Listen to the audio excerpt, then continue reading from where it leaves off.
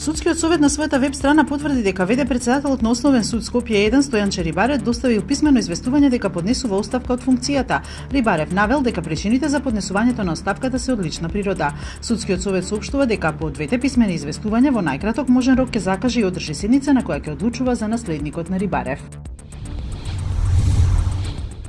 Смртта на родилката Маја Кадиева од Гевгелија настапила од задушување поради погрешна интубација и обид за реанимација. Обдукцијата покажала видливи повреди на грлото и хранопроводот, а во крвта биле пронајдени големи количини јаглерод диоксид. Овие факти на денешното рочиште ги изнел судскиот вештак од Институтот за судска медицина. Тие починаа во октомври 2015 година во Гевгелиската болница при породувањето со царски рез, кое според анализите го извршиле анестезиолози во пијана состојба.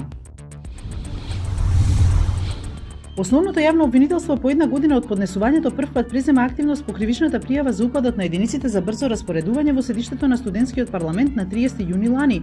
Кривичната пријава е поднесена од Хелсиншкиот комитет за човекови права на 29 септември лани против тогашниот директор на Бирото за јавна безбедност Митко Чавков, непознат раководител во полицијата и припадници на ЕБР за тепањето на студентите.